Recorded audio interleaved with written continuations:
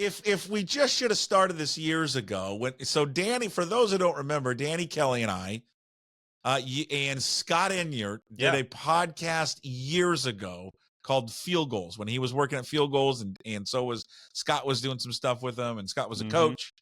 And if we had just then had capitalized on the podcast world, we would have beat everybody to the punch. What year was that? Like it was like 2011 or 2012. It was super early in the game. Yeah, real. And then of course, then I'm fledgling in radio for years after that. You all go on to the Ringer, the Bill Simmons project, and you're a big star now. And I'm surprised you returned my call. I could never forget about our formative years, the formative podcasting years. I'd be scared to listen to some of those pods. You know what? I'm gonna send you one. I bet you I can find it, and I'm gonna send it back, and we'll listen to it in horror together. I have old tapes of when I was in college, like calling women's volleyball games. It's so bad. Yeah, it's just so awful. I mean, look, you learn, you get reps, and you get better at it. Yeah, in theory, hopefully. But yeah, man. That was a while ago. That was awesome. You were a visionary. You did 12th Man podcast. Well, and I don't even know how it started. I think I just read you guys. You guys were so good. Yeah. And I was like, you guys just want to do like a side hustle show, and you guys were great at it. And well, I'm happy. So happy for all your success because you're killing it, man. You're killing it, and you got so much great content up there at the Ringer. You got your mock draft, your big board, team draft needs. You got everything, man. It's unbelievable. Let's just get right into it, and we'll just kind of go rapid fast, and we'll get you. And I want to know what you think the Seahawks are going to do. Obviously, they're at 16. Yeah. Clearly, the Bears are going to take Caleb Williams at number 1. They've done all of the work on it. They have the players go take him out. Right. They didn't take him out. Yeah. The front office. It has been almost a home run guy for 2 years. Mm-hmm. But we do know that one of these quarterbacks is not going to pan out. It's just that's the stats tell you that, right, Danny? At least one. Yeah. Why? How does he avoid not being one of them? Well, normally I would just say that landing spot is so crucial and so critical to what quarterbacks do in the NFL. And weirdly enough, the Bears have a pretty solid supporting cast. They've spent the last couple of seasons building it up. They obviously traded for DJ Moore last year, which is huge. DJ Moore made a massive impact on what Justin Fields did last year. Obviously, it didn't work out for Justin Fields in Chicago, but I think DJ Moore was a massive contributor to kind of like raising that offense from truly one of the worst units in the NFL before he was there to something serviceable. And then, obviously they went and traded for Keenan Allen. They signed DeAndre Swift. They signed Gerald Everett. They're getting pieces around him. I think they're going to probably look at the offensive line in this draft. There's a chance with the 9th overall pick, they take a receiver. Maybe it's Rome Odunze. If they do, that'd be a home run, pick for them. And then they're rolling. And honestly, that support system, where Caleb Williams isn't going to have to go in and elevate the entire franchise, put it on his back. We saw how tough that was for a guy like Trevor Lawrence in Jacksonville, where the coaching was terrible there. At least there's some continuity in Chicago. So I'd say he has a better chance than most quarterbacks coming in as the first overall pick. I mean, just look at last year, Bryce Young. He went into a terrible situation, and he was not good enough to elevate that offense. It looks like he was a miss, although there's still time for that to pan out, but not a lot of promising signs based on what we saw from year one. And I think Caleb Williams is going into a much better situation. I think he's a much better prospect too. Do we worry about Eberflus though? Yeah, I mean, no, because you're right. You said it, these guys go to these situations and we don't know truly if the quarterback is bad or is it the situation he goes in. I always think of Patrick Mahomes. Now, maybe Patrick Mahomes would have been Patrick Mahomes, but who knows if he did not go to Kansas City with Andy Reid and sit behind Alex Smith, but he went to the best offensive mind you could go to. Right. And if he goes someplace, what if he went to the Bears? I mean, is he out of the league? Is he just one of those guys? I don't know. He's probably a lot more high variance than what we see right now. In terms, and that was the reason I think he fell a little bit in the draft. If you remember, he was, I don't know exactly what it was, 10th or 12th or something like that. Yeah. And I mean, the story on him coming out of college was he's a little bit erratic. He'll throw picks. He's kind of all over the place. He's a gunslinger. And going in and playing for Andy Reid, who is like on the cutting edge of everything in offense. Obviously, they have Tyreek Hill and their tight end Travis Kelce, like two extremely good players to kind of like help elevate that offense. He got to sit for a year, so yeah, it's like we talk about this all the time on our podcast, nature versus nurture, and I think having that nurturing background, that supporting cast is so important for a quarterback. That's why you often see quarterbacks that are taken later in the draft, in the first round, I should say, have more success because they're landing in better systems, better programs, better teams, better franchises, better, there's just guys around them that are going to help ease that transition. Is senior staff writer Danny Kelly. Now I'm doing this like reset, like I'm in radio, because people are like, I know who it is, but it's this habit that I've got to change. But Danny Kelly is with us, co-host of the Ringer Fantasy Football Show, the Ringer NFL Draft Show. Check his work out. You can follow him on X at Danny B. Kelly. Please follow him. I mean, well, he needs all the support. I mean, I don't even know if he's not even to 70,000 followers yet, people. Come on. What are we doing? Come on, throw me a bone here. Yeah. Okay. So I think this guy's a stud. I mean, well, thanks. Breaking news. You think he's good. I mean, he's in our neighborhood, right? We're out on the West Coast. We watch a lot of we were watching Pac-12 football until it imploded. Right. And he just is, I am amazed every time I watch him, just how good he is, like throwing on the move, making plays and all that. He just seems to me as a surefire, he's going to be a stud in the NFL. But again, who knows until he actually gets there. Yep. Now, the guy that I'm not sold on, but everybody else is, and I'm so scarred from the time he spent at Arizona State, is Jaden Daniels. Because I can't get the Jaden Daniels at Arizona State out of my head, and I can't look past it, and look what he did at LSU. But, boy, he has transformed himself immensely in the last few years. Yeah, I'm kind of with you. He is one of those players who I've got him ranked 10th overall, like full disclosure. I think he's a good player and certainly an exciting one. I think I'm pretty sure he's going to be one of the most exciting players in the NFL right away. My question and my concern is more about sort of his longevity in the league and like the type of player he is and like whether he can adapt his game to being more. And this is like almost exactly what happened with Justin Fields. It's like, yes, he offers that rare speed and explosiveness and makes it very difficult on the defense because of what he can do with his legs and all those things. But the way that he reacts to pressure, the way that he can deal with pressure, whether he can get outside the pocket and make a pass and find a guy down field or take a sack or throw it away, what have you, like he's just stylistically and in the terms of like the archetype of quarterback that he's in that Justin Fields zone, I think, as a guy who doesn't deal with pressure that well. If you look at like the advanced numbers and my colleague Ben Solek did all the charting for him, and it's basically when pressure comes, he either takes a sack or he takes off running.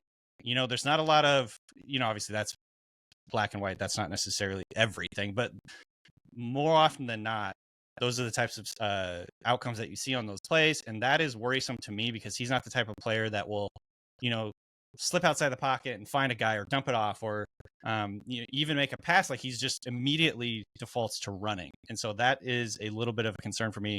I comped him to Robert Griffin. Obviously, Griffin had injuries in the NFL. I think, that derailed his career. Obviously, he was one of the most exciting rookies that his season that he came out. But Jaden Daniels, another guy, really thin frame, takes a lot of huge hits, and that worries me as well. So there's just things, again, I'm going to restate this. He's my 10th player, so it's not like I hate him, but I do worry about quite a few things in his profile, and I just can't quite get there as like, he's an elite quarterback prospect. Do you buy the Lamar Jackson 2.0? No, not really, because I don't think he's as elusive as Lamar. I think he's certainly as fast, but Lamar it's like comparing any receiver to Tyreek Hill. It's like there's no one as athletic as Lamar. Like Jaden Daniels not twitchy like Lamar is. Right. So when I keep hearing that, I'm like, I don't like that. Yeah, I'm with you on that one. So he might be a better passer at this point, probably. I think you could certainly, like, if you look at his stats, I think before this season, we probably wouldn't have made that argument. Yeah. And that's another thing that's kind of like a concern about his profile is like his first 4 seasons as a starter, pretty ho-hum. And then this past season when he has 2 elite first round receivers, obviously things started to look a little bit better, but guys can develop, guys can get better.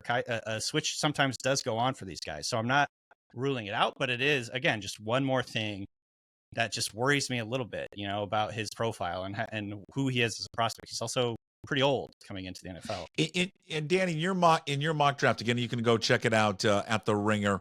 You can find it on their NFL page, NFL draft page there as well. You have the Patriots at number 3 making a trade with the Vikings. So the Vikings moving up, sending number 11, number 23, and the 108th pick, and then a first rounder in 25 to the Patriots for the number 3 pick. So now I love the Patriots. There's a lot of smoke around this, right? That there's been these reports that they do like Drake May, that they want Drake May, that if he, they would trade down if let's say Washington were to take him at number 2, that they wouldn't want Daniels. Why do you think, do you believe the Patriots would do this? Mm-hmm. Are they not convinced on Drake May? And there seems to be a lot of people that are, if there is the 1 or 2 guys in this quarterback class, he seems to be the one that a lot of people are circling is not the guy. Why is that? Drake May, you mean? Yeah. I don't know, honestly, because I like Drake May a lot. Okay. I think there's some concern about like his footwork and the way that he's another guy that like the way he deals with pressure sometimes is to scramble around and try to make a big play. He's almost playing hero ball out there sometimes. So I think there's some concerns about that. People kind of view him as a project relative to like a Caleb Williams or some of these guys that have been starting for 5 years in college. So there are some, I think, legitimate concerns about what he's going to be at the next level. But to me, this is a guy with a prototypical frame, good athleticism to make plays outside of structure. He scored a lot of touchdowns and rushed for a lot of yards in college too as a runner. So he has that element to his game. I'd say he's pretty accurate most of the time. Not the most accurate quarterback in this class, but he's not, inaccurate in my mind. And from everything that you hear, good leader. He comes from like a family of athletes. His dad was a big time quarterback. Like his brother was a big time college basketball star. Everybody in his family is like excelled at one sport or the other. And so he's been around this before. It's like not too big for him. So the anti-family that I grew up in. Same here. With no talent at all. Oh, but yeah, look at your podcast. Yeah, but the podcast is going great. If you can't play, you can talk, right? So, but to answer your question about the Patriots, I think it is in the realm of possibility. I'm pretty torn on this. In my final mock of the year, which I have not yet published, I'm going to have kind of the same scenario where a team trades up into the 3 spot with Patriots. They trade out. And my reasoning and sort of like the thing that's going on in the back of my mind with that is this is Elliott Wolf, the new Patriots de facto GM. It's his first pick, as GM. And basically the analogy I use is like, is he just going to want to get married to the first girl he goes on a date with? Like I don't know it for sure if he's ready to like hitch his wagon to a quarterback right now. Yeah. Like this is everything I was talking about with the Bears. Like he probably, I could build a scenario where he wants to improve the offensive line, get some skill players. Their skill player group is the worst in the NFL, like by far. Obviously they have a good defense, so that does help. But I just think, building the foundation to like make a quarterback who they take eventually, like give him an opportunity to really blossom in that offense, I think just makes much more sense. They can go the veteran route, they can go the bridge quarterback route in the meantime, unless they like absolutely love Drake May. I can see them trading out of this spot. And it's like they're making it pretty clearly known right now that they do want to trade out. So there's been multiple reports over the last couple of days. And you don't buy the McCarthy thing at 3 for Minnesota. Do you think they're using like a smoke screen? They keep talking McCarthy up a lot. That was my take. I think it was like a couple of weeks ago. Everyone was like, "Oh yeah, Minnesota," especially when Minnesota made the trade to get into the first round. So they have 2 first rounders now. Right. My first impression was like, there is too much smoke around JJ McCarthy. This feels fake. Yeah, this feels like contrived. And so obviously there has been reports lately. I saw Adam Schefter, who has gotten a few things right here and there along the way. He's carved out an okay career for himself. he's got a niche. He doesn't have 70,000 Twitter followers. He doesn't have. You have 61,000, but I mean, eventually you'll get 70. He's not there quite yet. But how many does he have? Like 12 million? I don't know. He's got probably 15 phones. You know what? He makes a lot of money, but God, his life's got to be miserable. He's tied to it 24/7. For sure. Yeah. But anyways, he even said that I think he wrote an article what he's hearing today, and it was basically like, yeah, the Vikings really like Drake May. Their coach, whose name always Josh McCown. Josh McCown, he coached him, right? He coached Drake May in high school. I think there's obviously the connection there. So, anyways, I think it's Drake May that they're going after. This is something I've heard sort of independent of Adam Schefter. His sources are probably better than mine, but yeah, I don't know. To me, that's where all the signs are pointing. He doesn't have Scott Inyard telling him stuff. I'll tell you that. I know. I guarantee that. You got one of my favorite players because we watched Rome Odunze, number 6 to the Giants. But you have him be the third guy though, the third wide receiver. You got Neighbors and Harrison Jr., which is not like, I mean, some surprise. I mean, those two guys are fantastic wide receivers. But Odunze, I don't know if these guys are better than him. I can't wait to see it. It's a great class, all three of them. I can't decide. I think it is truly like, what type of receiver do you want? Yeah. You know, because Odunze is sort of this classic X receiver, guy who's going to get open for you on third downs in the red zone, throw it up to him. He's going to come down with it. He's a ball winner.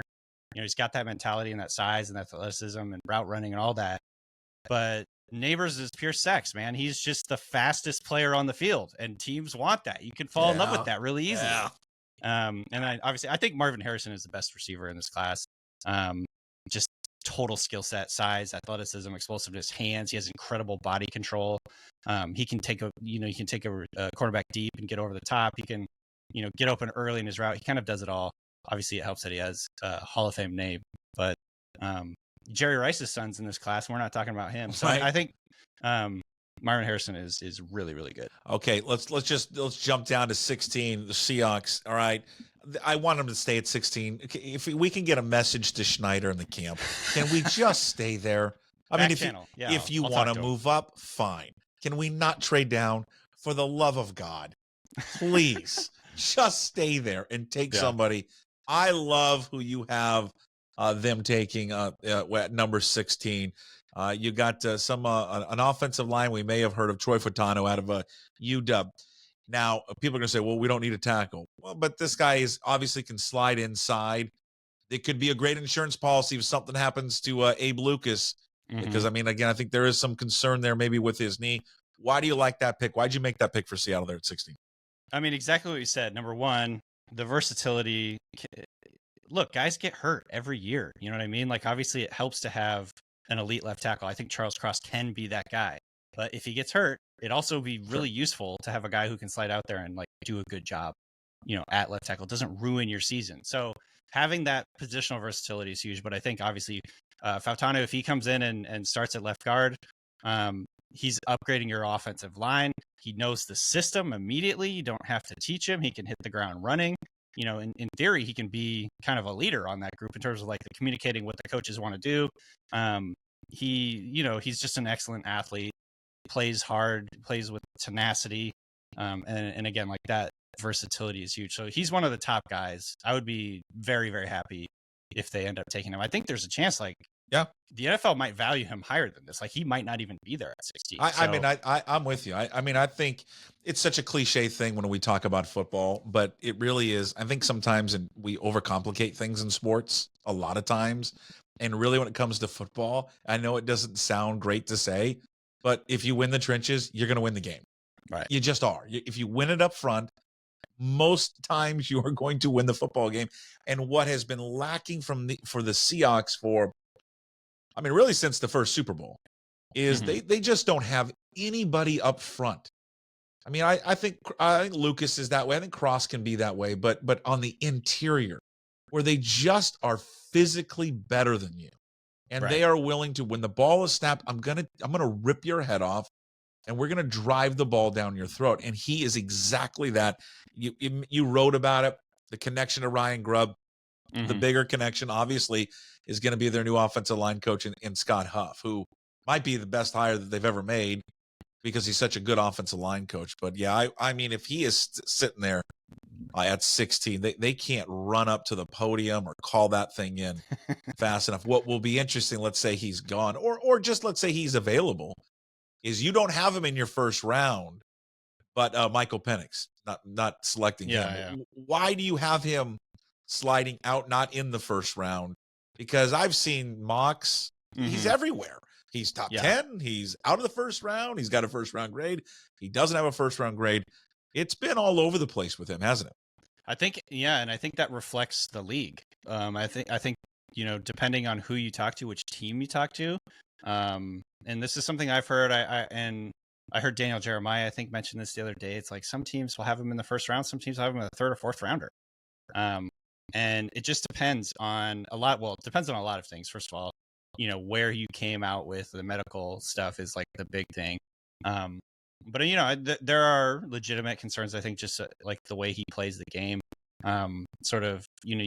there's concerns about his ability and want to in terms of passing over the middle of the field, the way that he deals with pressure.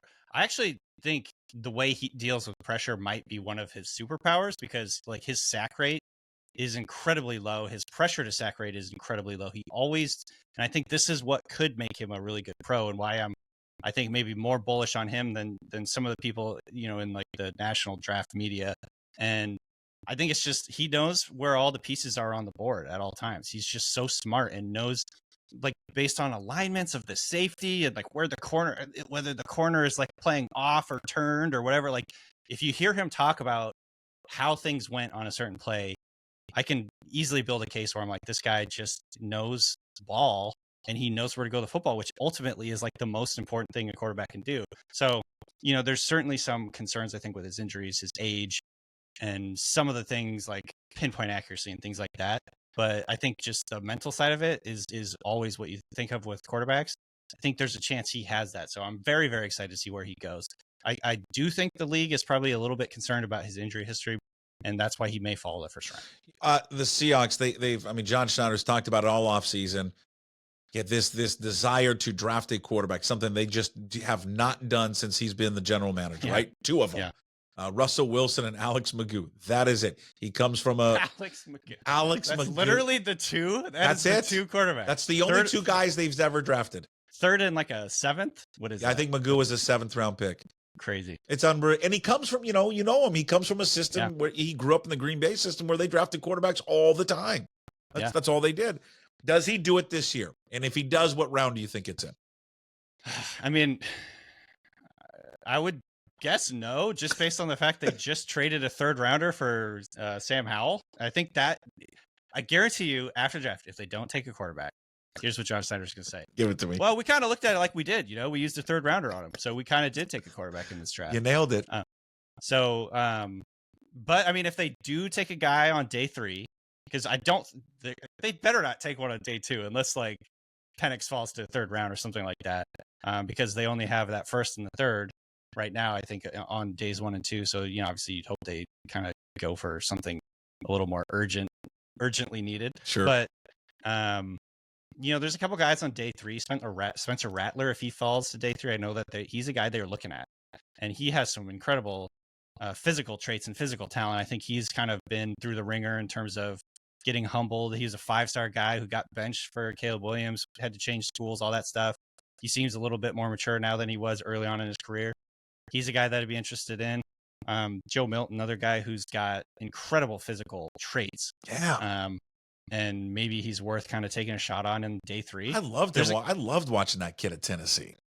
I mean, his accuracy is pretty rough, but when you're that big and strong and can throw it that far, there's always the idea that you could develop a guy like that. And so, yeah, I mean, I'm not like against them taking a quarterback. I just, if I had to guess, they're going to say on that post day 3 presser. Yeah, we did take one, Sam Howell. It's going to be so weird watching that post, that post press conference with them not doing their little Abbott and Costello routine. It's just going to be on. Did you like the Sam Howell trade? My first impression was annoyance. I think, if I'm being totally honest. I mean, but immediately, like, this is kind of the fan in me, the fan that's still there, is like, I talked myself into it because he's young. He's a guy that was a starter in the league. He had flashes last year. 21 touchdowns and 21 interceptions is a little bit scary when you just look at that on paper. But I mean, in terms of like a 3rd round picks are dart throws, So, I at the end of the day, I was like, Okay, I can kind of see like where they're coming from. I don't really love the idea that they traded one of their day 2 picks away, but there's a chance he's going to start this year. Like the way that concussion, the concussion protocol goes in the NFL, like guys are missing games more often than ever. And so you need a quarterback with it's very nice to have a quarterback with starting experience. So from that point of view, I kind of get it. From the Field Gulls podcast now to the Ringer, just Spotify Army network of podcasters. Senior staff writer at the Ringer, co-host of the Ringer Fantasy Football Show, Ringer NFL Draft Show, Danny Kelly. Follow him on X at Danny B. Kelly. This was fun. What a reunion. Trip down memory lane. It right? was a trip down memory lane. Well, let's not be strangers. Let's do it again. Yeah. Before you go, what do you got planned this week up there at the Ringer? Turn our fans, our viewers, our listeners to what you guys got coming up. I'm flying to Detroit tomorrow. We are doing the Ringer Fantasy Football Show. Sorry, the Ringer NFL Draft Show, which is also the Ringer Fantasy Football Show during the offseason and during the season. We're doing a live show on Wednesday night. So if you're in the Detroit area, I think there's a few tickets left. Go check that out. And then we're going to be covering the draft on Thursday, Friday, Saturday, Sunday, Monday, kind of all through there. So check us out. We have a YouTube page now, which is super exciting. And yeah, just check us out, the Ringer NFL Draft Show. And you can check out my work at theringer.com. Cool. There he is. Danny Kelly. Follow him on social media, Danny B. Kelly at The Ringer. And of course, make sure you like, subscribe, comment away on all the podcast platforms, Apple, Spotify. And you're watching here on YouTube, also there at pucksports.com. We'll talk to you soon. Have a good one.